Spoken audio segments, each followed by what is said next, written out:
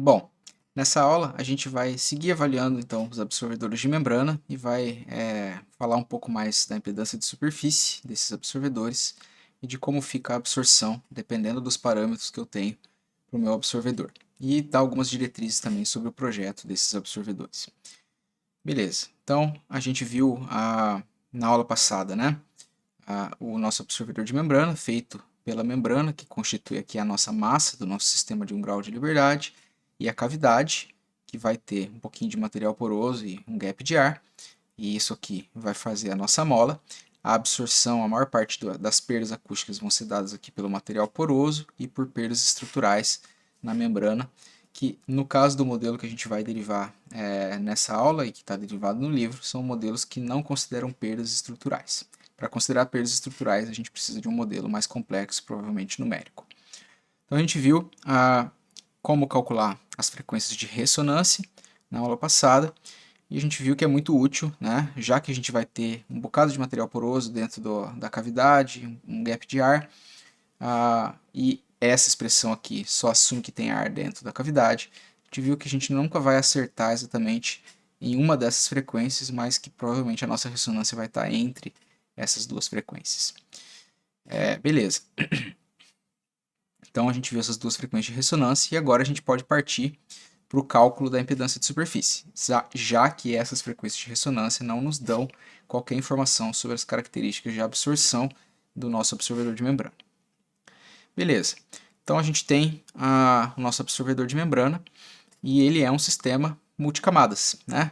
Se a gente começar a contar as camadas aqui da superfície rígida até aqui antes da membrana, que é onde está o meu campo acústico, é onde vai estar o meu ouvido, né? Meu ouvido vai estar sempre para lá da membrana. Então, se a gente computar esse sistema de camadas, a gente vai ver que a gente tem uma camada de material poroso, uma camada de ar, um gap de ar, aí a gente tem a membrana. Então, essa membrana está no topo desse gap de ar. Então, a gente tem poroso, superfície rígida, poroso, gap de ar, membrana. Então, a impedância de superfície vai ser dada pela impedância da membrana mais a impedância no topo da nossa cavidade aqui, certo? Beleza. Então, como é que a gente calcula a impedância no topo da cavidade? Para calcular a impedância no topo da cavidade, a gente tem um sistema composto. A gente tem um sistema de duas camadas, na qual a camada de baixo é a camada de material poroso e a camada de cima é uma camadinha de ar. A gente precisa calcular a impedância no topo da camada de ar. Né? Parece meio contraintuitivo isso, já que é ar, mas a gente tem que calcular a impedância ali no topo, porque depois a gente vai ter a membrana para somar, certo? Então, a impedância da cavidade é uma impedância do sistema multicamada, e a gente já aprendeu a fazer isso. Primeiro a gente tem que calcular a impedância no topo da camada de material poroso, que para incidência normal vai ser dado por essa expressão aqui, a gente já está bem acostumado com ela, né? Então a gente tem o menos J, a impedância característica do material poroso, cotangente do número de onda no material poroso, vezes a espessura desse material poroso, beleza? Então a gente tem aqui no topo desta camada aqui de material poroso. E aí, para calcular a impedância no topo da segunda camada, a gente usa também uma expressão que a gente já usou anteriormente, né? Eu não preciso repetir aqui, ela está no livro, vocês podem checar se tiverem dúvidas, mas a gente usa essa expressão com a qual a gente está mais ou menos familiarizado, né? Então a gente tem o menos J, impedância de superfície, que a gente calculou no passo anterior, ρ0, C0 é a impedância característica do ar, cotangente de K, K0 é o número de onda no ar, D menos D1, onde D é a espessura total da cavidade e D1 é a espessura do poroso, mais a impedância característica do ar, que é ao quadrado, e aí embaixo a gente vai ter de novo a impedância de superfície calculada aqui para o material poroso, menos J, impedância característica do ar, cotangente do K0D menos D1, certo? A gente já fez isso antes, só mudou a ordem, talvez, aqui das camadas, né? Algumas aulas atrás a gente fez para um sistema que era ar, material poroso, agora a gente está fazendo material poroso e ar, aí os termos trocam de posição, né? Então, beleza, a gente tem esse termo aqui, falta esse termo aqui, o Zm. Esse termo é computado com base na segunda lei de Newton, né? E se a gente fizer isso, e assumindo uma expressão harmônica, a gente chega nessa expressão aqui, o J ômega, M duas linhas, no qual M duas linhas é a densidade superficial da membrana, tá? Em eletroacústica 1, eu dou um pouco mais de detalhes sobre por que essa impedância aqui tem esse formato, mas vocês podem ter certeza que que isso sai da segunda lei de Newton, força igual a massa vezes aceleração. Beleza. Vamos então falar um pouquinho sobre o que acontece quando a gente muda os parâmetros do nosso absorvedor. A gente tem alguns parâmetros que a gente pode mudar. A gente pode mudar o material da membrana, a gente pode mudar a espessura da membrana, a gente pode mudar o tamanho da nossa cavidade, a gente pode mudar a quantidade de material poroso dentro da nossa cavidade. Então, se eu tiver aqui, né, uma membrana, né, com uma certa densidade superficial e mexer na espessura dessa membrana, à medida que eu aumento a espessura da membrana, eu tenho mais massa. Eu tenho mais membrana, portanto eu tenho mais massa, mais densidade superficial. E o que acontece é que a frequência, o primeiro efeito notório é que a frequência de ressonância vai lá para baixo. Então a gente está falando aqui de um absorvedor, né, que tem uma frequência de ressonância na faixa aqui dos cerca de 500 Hz, eu acho aqui, 100, 200, 300, 400, 500 Hz. E aí a gente vai aumentando a espessura da membrana e a frequência de ressonância chega ali um pouco antes de 200 Hz, certo? Então a gente consegue, vocês estão notando que a gente consegue jogar a absorção para bem baixa frequência. Os materiais porosos, eles vão funcionar aqui muito bem, a partir de 1000 Hz. Então a gente está numa faixa bem antes da faixa ali dos materiais porosos. Beleza?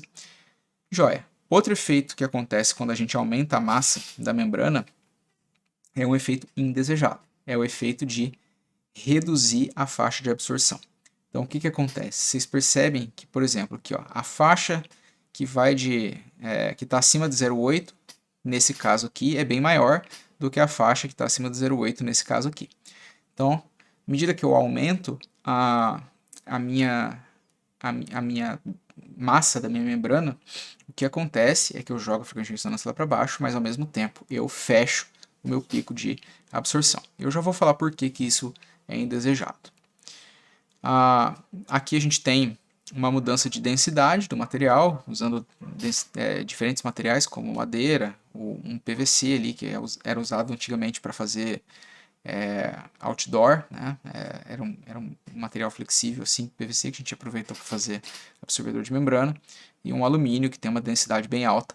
Então, mudando a densidade, a gente aumenta, se a gente aumentar a densidade, a gente aumenta a massa da membrana, e aí é o mesmo efeito. A gente joga a frequência de ressonância lá para baixo e estreita o nosso pico de absorção.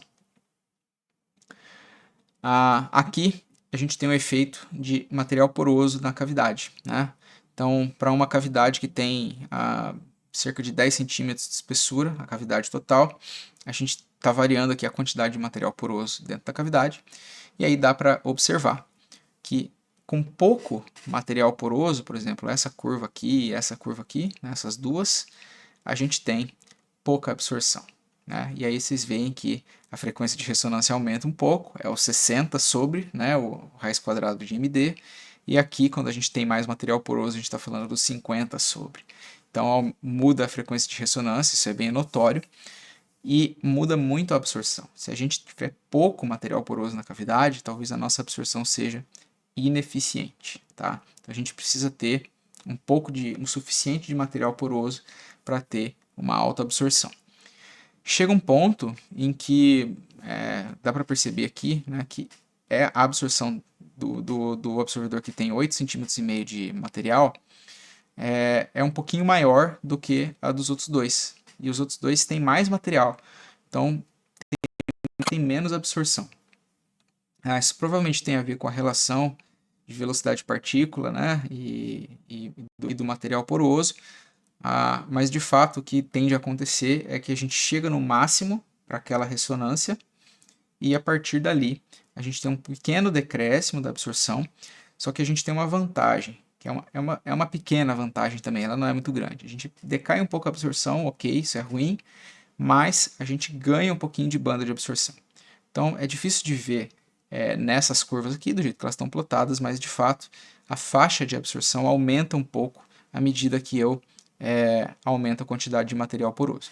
E dá para observar que realmente a condição termodinâmica muda, porque de fato a gente está se aproximando mais dos 50 sobre.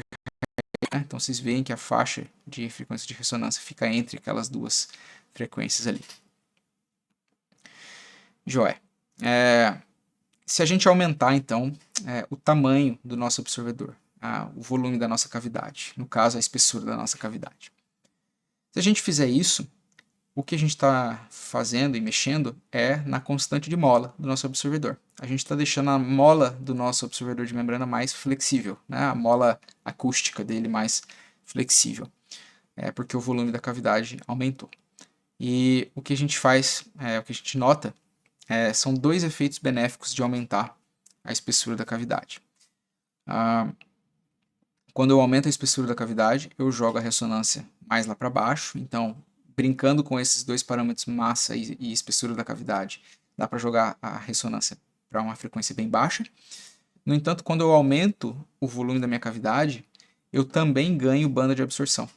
Então, além de ganhar, de jogar a frequência de ressonância para baixo, eu ganho um pouco de banda de absorção, o que é benéfico, como a gente vai discutir na sequência. Por que que eu quero, né? Eu não quero um absorvedor muito sintonizado. Tá? Primeiro, acho que dá para analisar aqui que a gente pode brincar com esses parâmetros de forma a chegar em absorvedores que absorvem numa faixa de baixíssima frequência. Por exemplo, esse absorvedor aqui, ele está ali na faixa dos 60 Hz, né?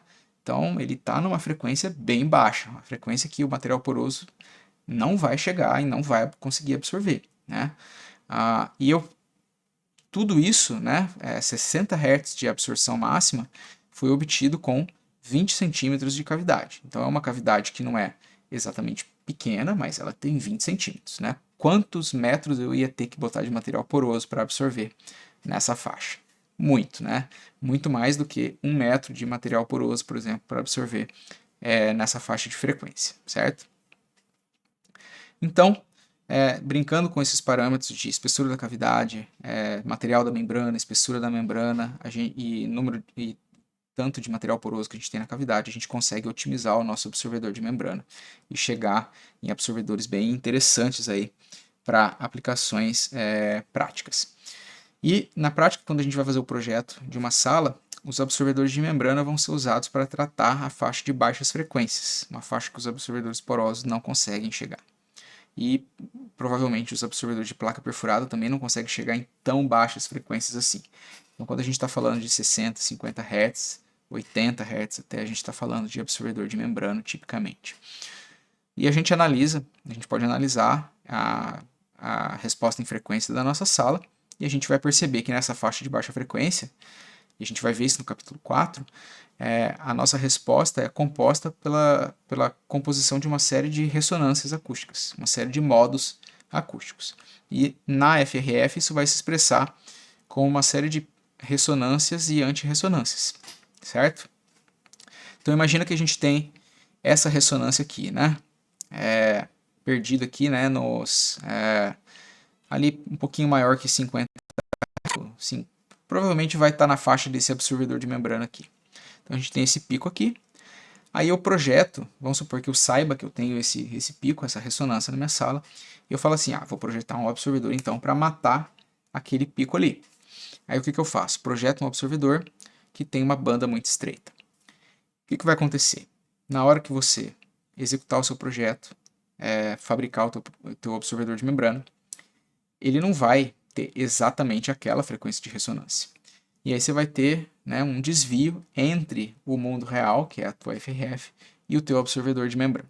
O que vai acontecer? O teu absorvedor de membrana vai cair numa ressonância que vai estar do lado. Vai estar, por exemplo, talvez nessa antirressonância aqui. Aí ele absorve essa antirressonância, o que faz com que a distância entre esse pico e esse pico, essa distância vertical aqui, aumente muito. E aí você tem uma diferença bem grande entre a ressonância e a antirressonância, e você acaba piorando o seu problema, ao invés de corrigir o seu problema. Então, a recomendação é: faça um absorvedor de membrana que tenha uma faixa mais larga, que consiga pegar esse pico e outros antipicos e picos próximos, né? Então a gente trabalha numa faixa de frequência aqui, por exemplo, que envolve alguns picos e antipicos. E se eu errar a minha ressonância, eu vou errar um pouquinho para a esquerda ou para a direita, né? E aí, tudo bem, se ele tem uma faixa mais larga, eu vou pegar ou um pouquinho mais para cá ou um pouquinho mais para cá. E aí tudo bem, né? Eu errei, é natural cometer, não é um erro, né? É uma incerteza no caso, é natural ter esse tipo de incerteza no projeto e na medição, e a gente precisa tomar atitudes proativas que lidem com esse problema antes dele acontecer. Então, o jeito de fazer isso é projetar um absorvedor de membrana que tenha uma banda o tão larga quanto possível, certo? E a gente consegue fazer isso gastando espaço, aumentando a nossa cavidade e colocando mais material poroso dentro da cavidade. Beleza. Quanto aos absorvedores de membrana, então, a gente tem essa montagem normal nessa cavidade retangular, essa é uma alternativa, e é isso que o modelo que a gente viu nessa aula que está no livro prevê, certo? Funciona bem para esse tipo de absorvedor, e aqui a gente vê de novo eles na câmara reverberante lá do Laboratório de Vibrações Acústicas da UFSC. E a gente tem algumas alternativas. A gente pode, por exemplo, aproveitar quinas e espaços mortos nas nossas salas para colocar absorvedores desse tipo, né? Então esse absorvedor aqui em formato meio triangular, ele cabe muito bem em quinas e espaços mortos. A gente pode ver algumas imagens, por exemplo aqui no estúdio, né, numa sala de controle, a gente tem um absorvedor de membrana ali nessa quina, né? E é muito interessante porque colocar eles na quina, que a gente vai ver no capítulo 4, que as formas modais, as formas dos modos, a forma como o modo se distribui no espaço na sala, faz com que a pressão sonora tenda a ser máxima exatamente nessas quinas. Então a gente vai a gente vai colocar o nosso absorvedor exatamente onde a pressão sonora é máxima. E esse absorvedor, como a pressão sonora que vai fazer a membrana vibrar, se a pressão sonora for máxima, a membrana vai vibrar bastante, impulsionar ar para o material poroso e aí ocasionar mais perdas. Então a gente precisa colocar esses absorvedores numa zona onde a pressão sonora tenha bastante amplitude. E as quinas são lugares ideais para fazer isso, porque a tendência é que a pressão seja máxima ali. 2, a gente não está gastando espaço efetivo da sala, porque você não vai colocar nada ali naquele lugar, né? Não vai ter móvel, você não vai pendurar nada ali. Então a gente usa o espaço morto para tratar com absorção, né? É o famoso ganha-ganha, né? Aqui a gente tem um projeto feito por alunos da engenharia acústica, um projeto da disciplina de alguns anos atrás, de uma sala de gravação de um estúdio, né? Então a gente tem absorvedores de membranas de todo tipo aqui e a gente tem alguns na quina. Vocês estão percebendo que eles estão no teto, né? Quer dizer, ninguém vai gravar voando ali no teto, né? Então o absorvedor de membrana está colocado numa zona onde não tem nem trânsito de pessoas, né? Foi uma das ideias que os alunos propuseram naquela época, né? Agora, quando a gente tem esses absorvedores, né, de triangulares e tal, o modelo que a gente descreveu nessa aula que está no livro, ele não descreve bem, né, porque ele tem algumas pressuposições que assumem que a nossa cavidade é quadrada. Quer dizer, o volume é calculado por uma área da membrana vezes a espessura, e aqui a gente não vai ter isso, né, a gente vai ter outra coisa.